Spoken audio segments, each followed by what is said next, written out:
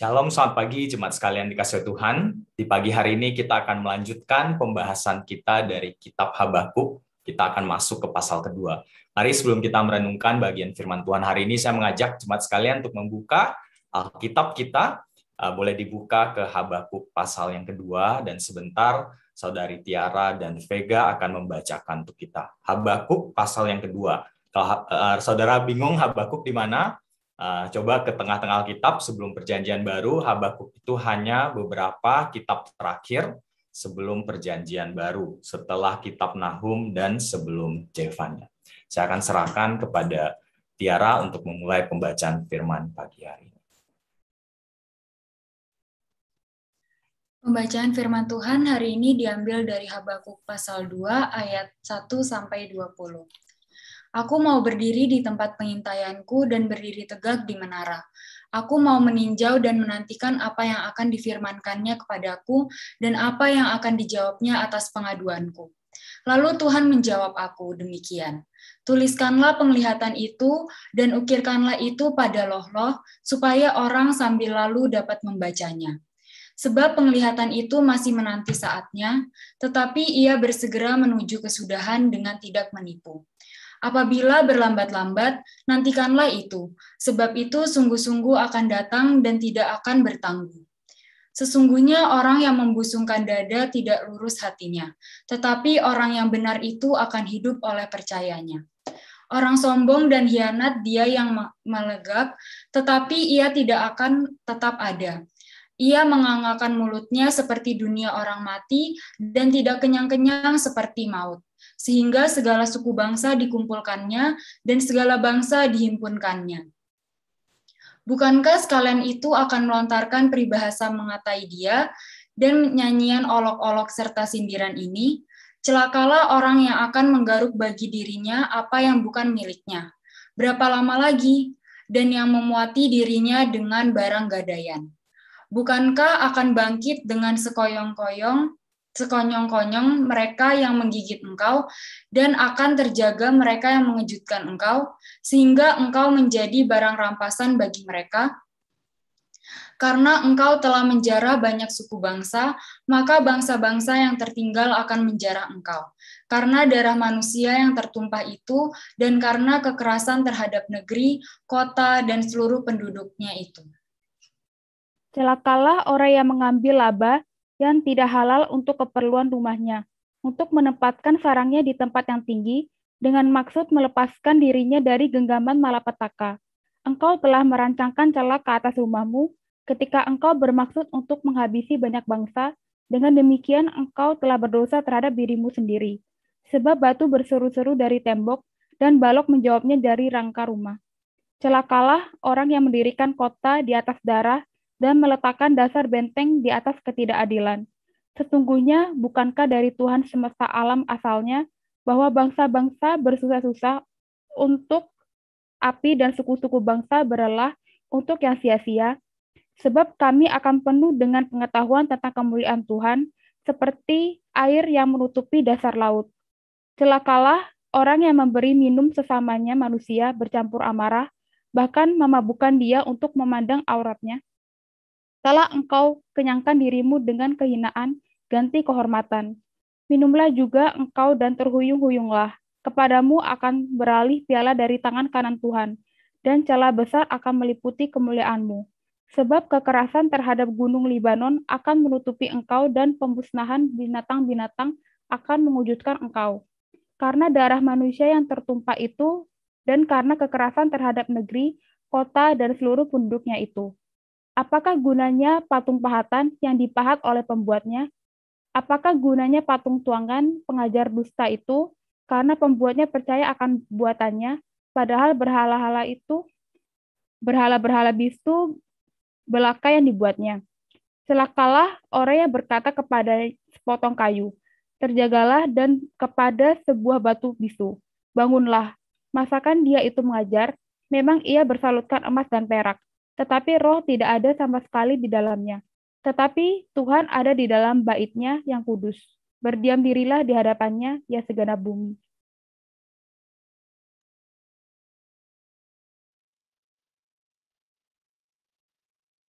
Shalom, selamat pagi jemaat sekalian dikasihi Tuhan. Sebelum kita merenungkan, mendengarkan kebenaran firman Tuhan, mari kita berdoa. Bapa, di pagi hari ini kami datang dengan kerendahan hati. Kami datang kepada kebenaran firman-Mu. Bapa, berbicaralah kepada setiap kami dengan terang kebenaran firman-Mu. Buka hati kami, buka mata kami, agar kami bisa memandang, kami bisa merasakan kebaikan-Mu dalam kehidupan kami. Ajar kami yang lemah ini untuk bisa datang menghadap Engkau dengan iman yang berlandaskan hanya satu nama, yaitu Tuhan Yesus, Tuhan dan Juru Selamat kami yang hidup. Amin. Saudara, tidak lama setelah anak pertama kami lahir, saya ingat saya suka membaca buku-buku tulisan-tulisan tentang parenting. Saya mau belajar. Dan saya ingat saya ada satu buletin, bukan buletin Kristen, tapi dalam buletin ini ada satu artikel yang menarik perhatian saya. Saya ingat ditulis oleh seorang ayah dan artikel ini menceritakan bagaimana suatu hari sang ayah membawa anaknya yang pada saat itu mungkin berusia 2 atau 3 tahun, saya tidak ingat, ke sebuah taman. Lalu anak ini begitu gembira, begitu happy bermain dan dia mulai memanjat satu tangga yang menuju ke satu perosotan yang cukup tinggi. Nah, ketika naik ke anak tangga yang cukup tinggi, anak ini mulai takut karena dia berada cukup tinggi dari tanah. Lalu dia berteriak kepada papanya, dia minta tolong. Aku tidak mau naik, aku mau turun aja. Lalu dia meminta tolong papanya menggendong dia untuk turun. Nah, lalu sang bapak di sebelah dia berkata kepada anaknya, "Nak, lompat saja. Papa akan menangkapmu." Lalu dia membuka tangannya lebar-lebar. Sang anak awalnya ragu, dia takut. Tapi dia percaya kepada papanya. Dan dia lalu melompat. Nah, apa yang terjadi saudara? Sang ayah melangkah satu step mundur ke belakang. Dan membiarkan anaknya jatuh ke tanah. Gedebuk!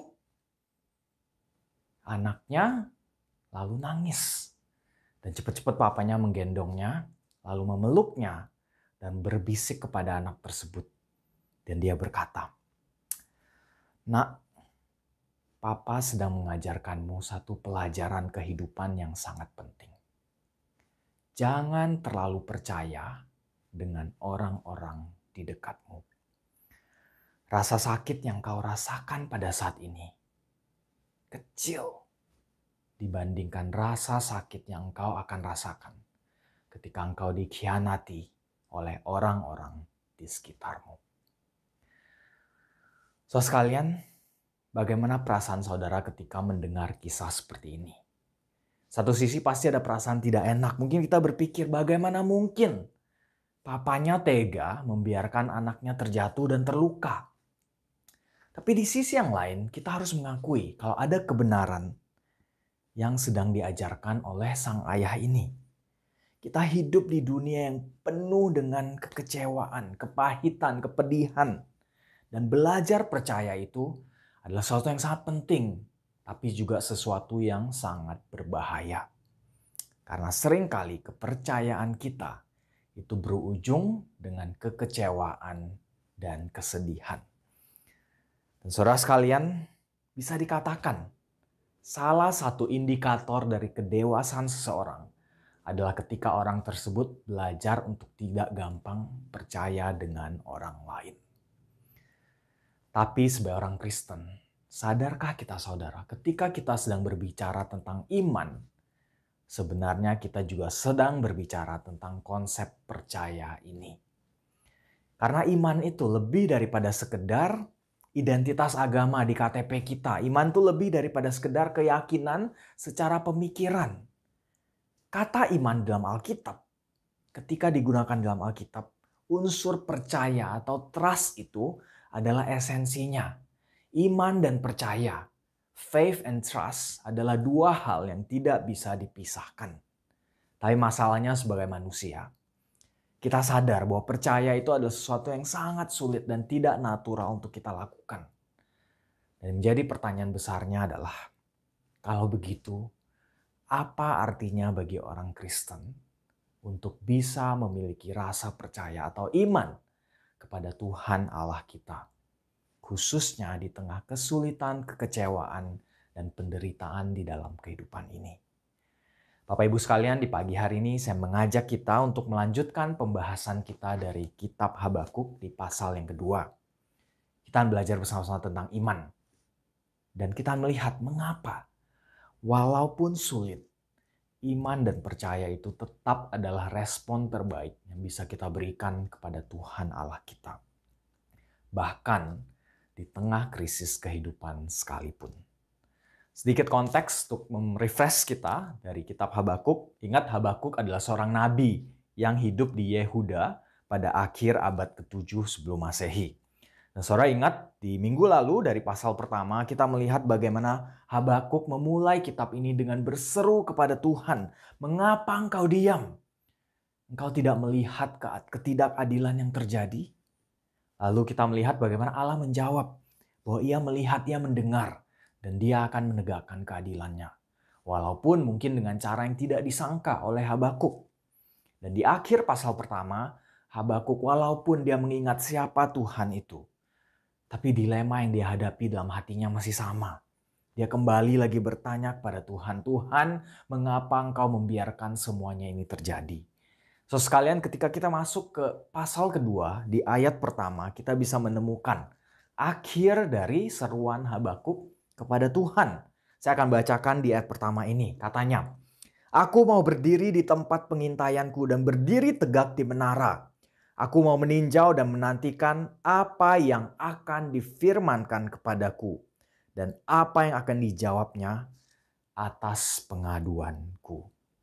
Nah, lalu bagaimana Allah akan menjawab Habakuk, menjawab aduannya. Kita perhatikan di sepanjang pasal kedua. Habakuk akan diberikan sebuah visi, sebuah penglihatan oleh Tuhan Allah.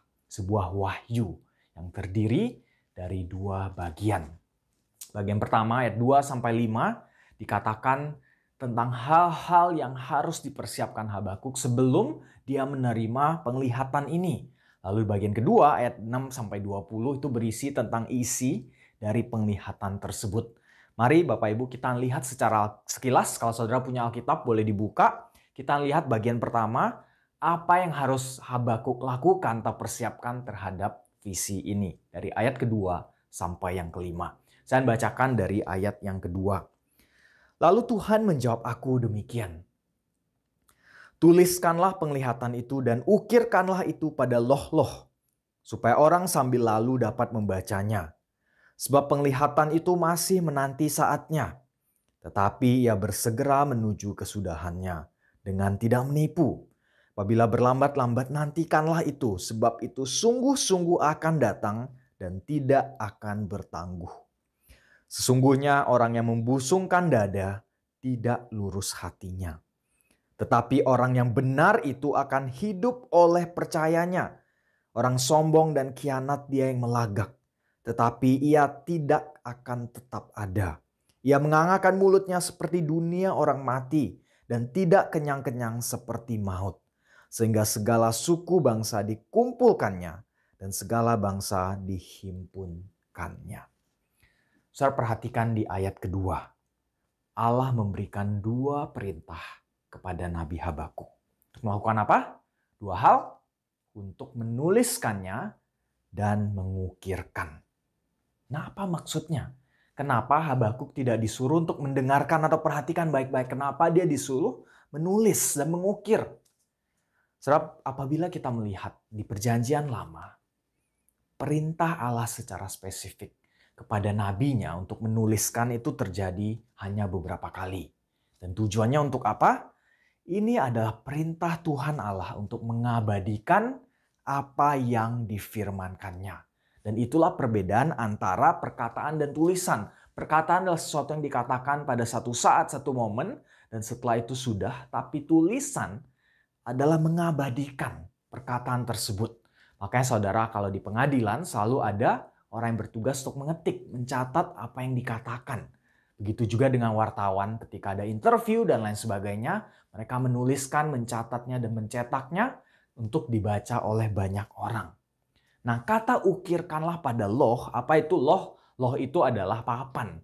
Pada saat itu berbentuk batu, yang berarti Habakuk harus menuliskan apa yang dia dengar. Menulis di mana? Bukan di buku diari pribadinya, tapi dia harus menuliskannya di sebuah papan. Papan batu supaya apa? Semua orang bisa dengan jelas membacanya. Lalu di akhir ayat kedua perhatikan, supaya apa? Tulisan ini ditulis begitu jelasnya sehingga orang yang sedang berlalu pun bisa membacanya. Tuliskanlah, ukirkanlah, beritakanlah. Berarti visi ini diberikan bukan hanya untuk Habakuk, tapi juga untuk semua orang. Bukan hanya itu, saudara, perhatikan di ayat ketiga. Di sini juga dikatakan kalau visi ini akan segera datang, tapi di saat yang sama masih menantikan saatnya di masa depan. Apa artinya ini? Artinya visi ini bukan hanya untuk didengar oleh generasi Habakuk, tapi juga harus diperhatikan untuk generasi-generasi selanjutnya, termasuk kita pada saat ini. Jadi saudara, kalau kita mau rangkum sejauh ini, kita bisa melihat ada berbagai persiapan yang Allah ingin Habakuk lakukan sebelum dia menerima penglihatan ini, sebelum dia menerima visi ini. Kenapa? Karena apa yang akan segera dia dengar itu sangat penting. Oleh karena itu di ayat 4 sampai ke 5 kita lalu diberikan dua cara bagaimana orang bisa meresponi visi dan penglihatan ini. Apakah dengan kesombongan diri, dengan kecongkakan, atau yang kedua dengan percaya. Suatu kontras antara dua sikap yang sangat berbeda di hadapan Tuhan. Ayat keempat ini saudara adalah ayat yang sangat penting dan merupakan kunci utama dari kita mengerti pasal kedua ini. Tapi sebelum kita membahas lebih detail ayat keempat ini, mari kita melihat dahulu apa sebenarnya isi dari penglihatan yang diberikan oleh Tuhan. Kita lihat bagian kedua, isi dari penglihatan dari ayat ke-6 sampai 20. Surah ayat 6 sampai 20 telah dibacakan sebelum khotbah ini. Dan karena keterbatasan waktu kita tidak akan bisa membahas secara detail satu persatu. Tapi sewaktu dibacakan, sadarkah saudara? Apabila penglihatan yang Habakuk terima, ternyata bukan sesuatu yang kita sangka. Kita mungkin menyangka bahwa Tuhan akan memberikan penghiburan, kata-kata penghiburan pada Habakuk. Tapi penglihatan yang diterima oleh Habakuk diberikan dalam bentuk nubuat yang terdiri dari 5 ucapan celaka. Mengapa? Sekali lagi kita ingat konteks dari kitab Habakuk. Bangsa Yehuda pada saat itu sedang berada di bayang-bayang penjajahan bangsa Babel. Bangsa yang terkenal jahat, kejam, dan penyembah berhala. Dan mereka siap mengetuk pintu untuk menghancurkan bangsa Yehuda, bangsa pilihan Tuhan. Jadi bagi Habakuk, menerima ucapan celaka ini adalah satu jawaban yang telah ia nanti-nantikan. Karena pada akhirnya keadilan akan ditegakkan. Ayat 6-20 ini cukup panjang dan mendetail. Tapi secara umum saudara kita bisa perhatikan kalau setiap ucapan celaka ini memiliki komponen-komponen yang sama. Selalu ada pada awalnya Allah menjelaskan perbuatan jahat apa yang dilakukan. Lalu setelahnya dijelaskan mengapa hal tersebut salah. Dan lalu di akhir dicatat apa yang akan terjadi pada mereka. Suatu penghakiman, hukuman. Dan ucapan celaka ini secara umum membahas mengenai harta yang diperoleh dengan ketidakadilan, dengan penindasan, kekerasan, peperangan, kemabukan, pesta pora, dan penyembahan berhala. Saudara, ketika kita mendengar deskripsi yang begitu mengerikan, menakutkan ini, perhatikan ayat 8. Orang yang menjarah banyak suku. Ayat 9, orang yang mendirikan kota di atas darah orang banyak. Ayat 15, orang yang memabukkan dan menyingkap dan memandang aurat orang lain. Saudara, orang-orang seperti apa yang muncul di pikiran kita ketika kita membaca deskripsi seperti ini? Mungkin para penjahat, para kriminal, teroris mungkin. Tapi saya rasa sama seperti Habakuk pada saat itu kita berpikir tentang orang lain. Kita berpikir bahwa pada akhirnya penghakiman Allah akan datang kepada orang jahat tersebut. Orang-orang yang lebih buruk daripada kita. Saudara, mungkin kita merasa senang, kita mungkin merasa tenang dan lega. Pada akhirnya Tuhan menjawab, keadilannya akan ditegakkan. Benarkah itu saudara? Benarkah tujuan Allah memberikan penglihatan ini supaya kita merasa tenang dan lega? Menarik sekali. Bukan saudara. Ternyata bukan. Perhatikan sekali lagi baik-baik ayat-ayat tersebut. Saudara, perhatikan kepada siapa nubuat-nubuat ini ditujukan. Apakah dikatakan kepada orang Kasdim? Apakah ada orang tertentu yang ditujukan? Tidak. Nubuat ini sifatnya sangatlah umum. Tidak spesifik ditujukan kepada siapa. Kenapa? Ingat sekali lagi di ayat 1-5. Visi ini ditujukan bukan hanya kepada Habakuk, tapi kepada semua orang. Generasi yang lalu dan generasi yang akan datang. Perhatikan juga penutup dari 5 ucapan celaka ini di ayat 20. Di sana dikatakan, tetapi Tuhan yang ada di dalam bait-Nya yang kudus, berdiam dirilah di hadapannya, ya segenap bumi.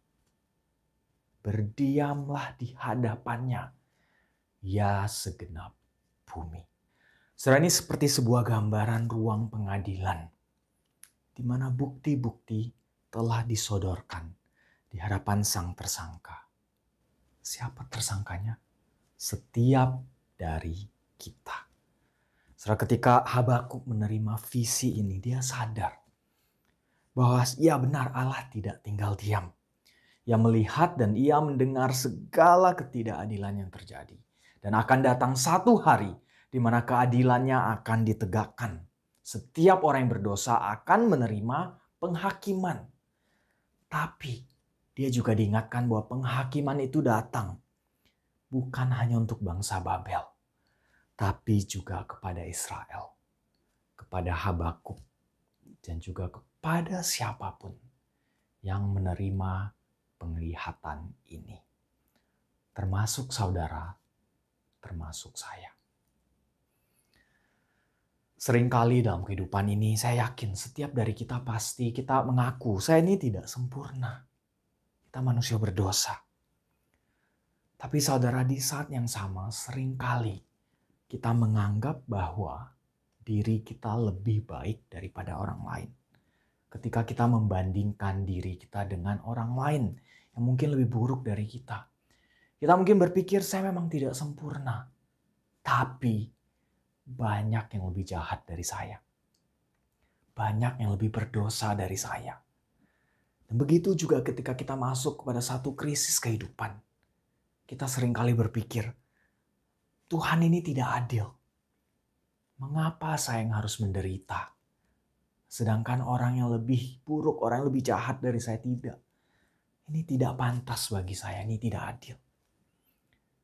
Saudara sekalian, penglihatan yang diterima oleh Habakuk mengajak kita sekali lagi untuk membuka mata kita, untuk melihat realita dari perspektif Tuhan Allah kita.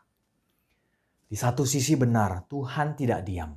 Dia melihat, dia mendengar, dan dia pasti akan menegakkan keadilannya. Tapi di sisi yang lain, penghakiman Allah akan datang secara adil kepada seluruh umat manusia. Saudara, izinkan saya bertanya pagi hari ini. Ketika kita membaca, mendengar ucapan celaka tersebut, siapa yang muncul di pikiran kita? Tentunya kita berpikir bukan saya. Saya bukan pencuri, saya bukan pembunuh, saya bukan penzina. Benarkah itu saudara? Kita mungkin tidak mencuri secara fisik. Tapi tahukah kita ketika kita mencuri waktu kerja? Ketika kita tidak membayar pajak dengan semestinya. Ketika kita mendownload konten-konten yang bukan milik kita. Ketika kita streaming film tanpa izin. Itu sama saja dengan mencuri. Kita mungkin tidak berzina. Tapi tahukah kita ketika kita memandang lawan jenis dengan tidak hormat. ketika kita melihat konten-konten pornografi di device kita, ketika kita mengobjektifikasi dan menginginkan orang lain untuk kepuasan diri kita sendiri di dalam pikiran kita, bukankah itu berzina di dalam hati kita? Saudara ingat, berdosa itu bukan hanya di dalam tindakan, tapi juga dalam pikiran kita, dalam perbuatan kita, dalam perkataan kita. Dan bukan hanya ketika kita di hadapan orang lain, ketika hal tersebut diketahui, tapi juga ketika kita berada di dalam kesunyian dan kesendirian kita di hadapan Tuhan. Rasul Paulus di Roma pasal ketiga ayat 10 mengingatkan kepada kita bahwa setiap manusia berdosa. Setiap manusia, sedikit banyak setiap dari kita telah berkontribusi terhadap ketidakadilan dan keberdosaan di dunia ini.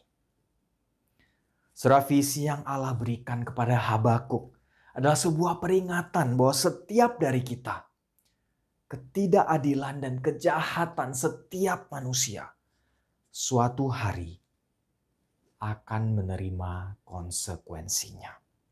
Allah melihat, Allah mendengar, dan Allah akan melakukan sesuatu. Jawaban Allah kepada Habakuk mengingatkan kepadanya, Habakuk jangan terlalu khawatir dengan ketidakadilan, dengan kejahatan yang dilakukan orang lain. Allah tidak diam. Keadilan pasti ditegakkan. Tapi yang perlu engkau khawatirkan adalah bagaimana kita mempertanggungjawabkan dosa kita di hadapan Tuhan.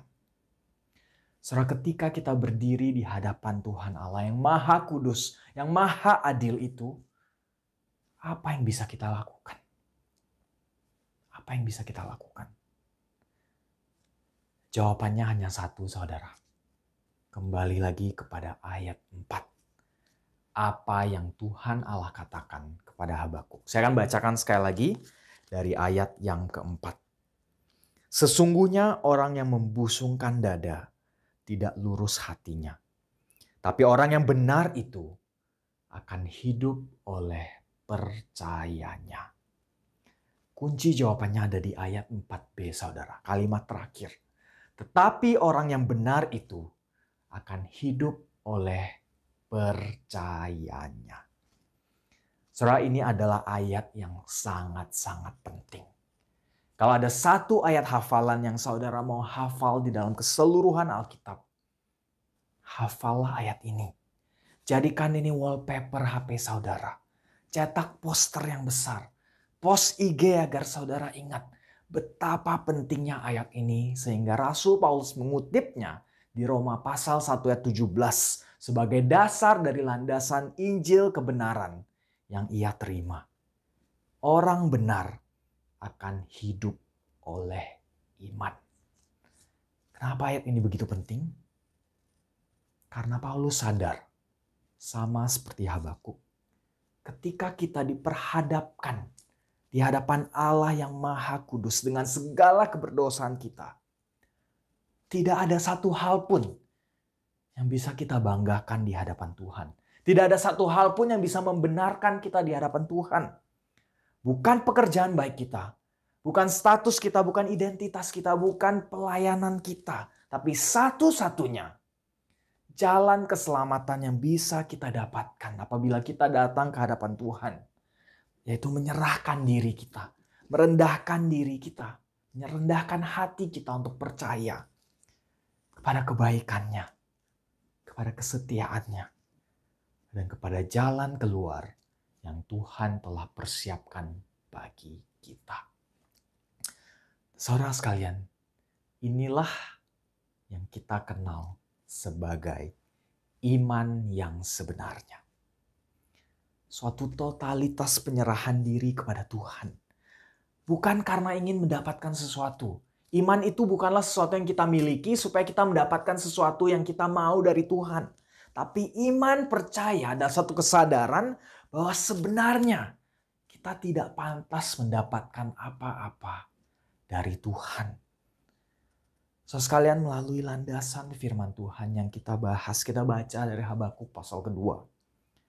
Saya mengajak kita semua untuk merenungkan dua implikasi apa yang Habakuk 2 ajarkan kepada kita tentang iman kekristenan. Yang pertama, iman kita menyelamatkan karena Allah yang menyelamatkan. Setelah di awal khotbah ini saya berkata bahwa di dalam kehidupan ini seringkali sulit bagi kita untuk bisa percaya kepada orang lain. Ini benar dan tidak bisa dipungkiri. Kita melihat begitu banyak tragedi, berapa banyak tragedi yang terjadi dalam keluarga, dalam usaha, hubungan suami istri, persahabatan, bahkan gereja. Kenapa? Karena kepercayaan kita disalahgunakan oleh orang lain. Dan saudara, perasaan kecewa ini cenderung lebih menyakitkan, lebih dalam semakin kita meletakkan percaya kita kepada orang tersebut. Kenapa? Karena kunci kepercayaan atau iman itu sebenarnya bukan terletak pada diri kita, tapi kepada objek dari rasa percaya itu. Dan oleh karena itu, apakah kepercayaan kita, iman kita kepada seseorang itu membuahkan hasil atau tidak, bukan tergantung dari seberapa besar saya percaya, tapi tergantung kepada apakah orang tersebut setia dan benar pada janjinya. So sekalian begitu juga dengan relasi iman kita dengan Tuhan. Iman kita sebagai orang Kristen itu pasti karena objek dari apa yang kita percayai itu pasti. Sebagai orang Kristen kita tidak dibenarkan karena seberapa hebat iman percaya kita. Seberapa mengertinya kita pada kebenaran firman Tuhan. Seberapa sungguh-sungguh dan rajinnya kita beribadah. Seberapa taatnya kita berdoa dan lain sebagainya. Kita dibenarkan karena Allah yang membenarkan kita. Saudara jangan percaya ketika orang berkata, saudara kurang berhasil dalam hidup, pasti karena imannya kurang. Saudara tidak tenang hidupnya, tidak memiliki damai sejahtera karena imannya kurang. Saudara gagal dalam hidup karena iman saudara kurang. Saudara sejak dari perjanjian lama sampai perjanjian baru di dalam Alkitab, iman yang benar itu bukanlah masalah prestasi, tapi relasi yang disandarkan pada pribadi Allah yang pasti. Iman adalah sebuah karunia, karena iman adalah suatu pengakuan diri bahwa satu-satunya cara kita bisa diselamatkan dari keberdosaan kita, dari penghakiman Allah adalah ketika kita memindahkan pengandalan pada diri sendiri dan memindahkannya kepada Tuhan Allah yang menyediakan jalan keluar bagi kita. Di mana? Di mana kita menemukan jalan keluarnya? Pengorbanan Tuhan Yesus di atas kayu salib. Saudara, iman yang dimiliki oleh Nabi Habakuk adalah iman yang melihat ke depan. Iman yang menantikan, yang percaya kepada janji Allah bahwa suatu hari akan datang di mana keadilan dan keselamatan akan dinyatakan. Tapi sebagai orang Kristen, iman yang sama juga dituntut oleh Tuhan kita. Tapi iman yang mengingat, iman yang melihat kepada janji Allah yang telah digenapi. Di dalam kedatangan, kehidupan, kematian, dan kebangkitan Tuhan Yesus, kita bisa melihat pada akhirnya keadilan Allah dan keselamatan itu dinyatakan. Kita yang berdosa ini karena iman dibenarkan oleh Allah. Saudara, karena Kristuslah, iman kekristenan itu bukan iman buta tanpa kepastian. Bukan iman yang berandai-andai, just in case. Iman kekristenan itu bukan iman yang setengah-setengah. Saya berusaha semaksimal saya, kalau tidak bisa baru Tuhan yang bantu, Tuhan yang ikut campur. Tapi karena Kristus sebagai orang Kristen, kita bisa memiliki iman yang pasti dan iman yang menyelamatkan. Karena Allah sendirilah yang beranugerah untuk menyelamatkan kita. Implikasi yang kedua, lawan terbesar dari iman itu bukanlah keraguan, tapi kecongkakan, kesombongan. So, seringkali kita berpikir bahwa tanda dari seseorang yang beriman itu adalah orang yang sepertinya tidak pernah ragu, tidak pernah bergumul, selalu senang, pelayanan, semangat, sukacita, dan lain sebagainya. Itu tidak salah, tapi menarik sekali. Perhatikan di ayat keempat, 4a. Di sini iman dikontraskan bukan dengan keraguan, tapi dengan apa? Kecongkakan. Dengan orang yang membusungkan dadanya, orang yang sombong, suatu sikap self-dependence, arogansi. Saudara, seorang yang memiliki iman yang benar, itu bukan berarti dia tidak pernah ragu, tidak pernah bertanya, tidak pernah bergumul, tidak pernah khawatir ataupun takut. Sama seperti Habakuk, di dalam kehidupan ini, kita pasti akan bisa ragu. Kita mungkin memiliki banyak pertanyaan. Tapi perbedaan antara orang yang beriman dengan orang yang tidak terletak dari bagaimana sikap kita meresponi semuanya ini. Bagaimana kita meresponi keraguan tersebut. Apakah dengan kecongkakan hati yang berpikir, kita lebih tahu dari Tuhan. Saya kecewa, Tuhan seharusnya begini, Tuhan seharusnya begitu. Saya kecewa, Tuhan memperlakukan saya tidak adil, tidak pantas, dan lain sebagainya. Atau kita datang dengan kerendahan hati ke hadapan Tuhan. Mengakui di hadapannya bahwa saya tidak mengerti. Saya tidak tahu mengapa ini Engkau izinkan terjadi, Tuhan. Tapi Engkau yang lebih tahu. Dan aku percaya kepadamu. Serah mungkin pengalaman hidup yang pahit telah mengecewakan kita. Kita mungkin dilukai oleh orang lain. Dan oleh karena itu sulit bagi kita untuk bisa belajar percaya. Kita takut untuk percaya sepenuhnya. Tapi ingatlah saudara, keraguan bukan lawan dari iman, tapi kecongkakan. Di tengah keraguan kita, datanglah kepada Tuhan. Seperti doa dari ayah seorang anak yang disembuhkan, dipulihkan oleh Tuhan Yesus di Markus 9 ayat 24. Kita bisa berseru kepada Tuhan. Aku percaya, tolonglah aku yang tidak percaya ini. Serah hidup di dalam iman adalah hidup yang mengandalkan Tuhan di dalam setiap aspek kehidupan kita. Baik di dalam suka maupun di dalam duka. Dan hidup beriman itu tidak berarti kita mendapat jawaban atas segala pertanyaan dan masalah kita. Tapi hidup di dalam iman itu menyadari anugerah Allah yang terus nantiasa Allah berikan kepada kita. Walau di tengah segala keraguan dan ketidakpastian hidup. Ada akhir yang indah bagi setiap kita. Sepasti-pastinya akan datang hari penghakiman itu. Sepasti itu jugalah akan datang keselamatan bagi siapapun yang meletakkan iman percaya kita kepada Tuhan kita, Yesus Kristus. Orang benar akan hidup oleh percayanya. Percayakah saudara? Mari kita berdoa.